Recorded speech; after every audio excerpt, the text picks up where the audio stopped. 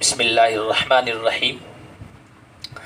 بہت سارے ساتھیوں نے نماز عید اور قربانی کے سلسلے میں پوچھا ہے، تو اس کی وضاحت کیے دیتا ہوں۔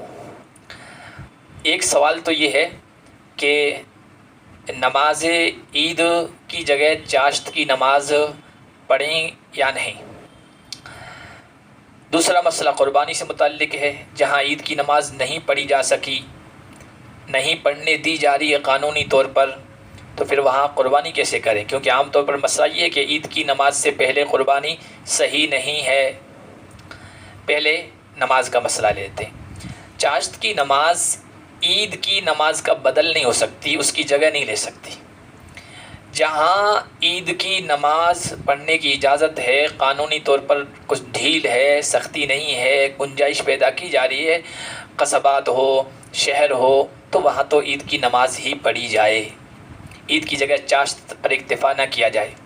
اور اگر گھر میں، شہروں میں جیسے مسئلہ ہے، گھر میں اگر 4 افراد امام کے ساتھ، 3 دوسرے ہوں مرد اور چوتھا امام، اگر 4 لوگ ہوں اور نماز پڑھانا جانتے ہوں، ان میں سے کوئی ایک امام بن جائے اور نماز پڑھا لے، تو عید کی نماز ہی پڑھی جائے۔ اگر ایسی شکل پیدا ہو رہی ہے کوئی پڑھانے والا ہے ہی نہیں، تو پھر اس جگہ 2 رکعت آپ چاشت کی نیت سے پڑھ لیں یا شکرانے کے طور پر پڑھ لیں۔ یہ عید کی نماز کا بدل تو نہیں ہے، لیکن عید کی نماز نہ پڑھنے کی وجہ سے دل میں ایک طرح کا قلق، افسوس، بے چینی، بے اطمینانی کی جو کیفیت تھی، اس کو دور کرنے کے لیے یہ ہے، اور اس سے یک گنا اطمینان حاصل ہو جاتا ہے کہ ہم نے نماز پڑھی ہے۔ رہا قربانی کا مسئلہ، تو یہ بات ذہن میں رہے کہ جہاں پر بھی نماز عید پر قانونی طور پر پابندی ہے، وہاں عمومی پابندی نہیں ہے، صرف بھیڑ بھاڑ نہ ہو اس وجہ سے پابندی ہے۔ یہ وجہ ہے کہ شہروں میں بھی ہر مسجد میں 5 لوگوں کو نماز پڑھنے کی اجازت ہے، تو ظاہر بات ہے وہ بھی وہاں عید کی نماز پڑھیں گے۔ تو مسئلہ یہ ہے قربانی کے سلسلے میں کہ قربانی کرنے والے کا خود کا نماز عید پڑھنے سے فارغ ہونا ضروری نہیں ہے۔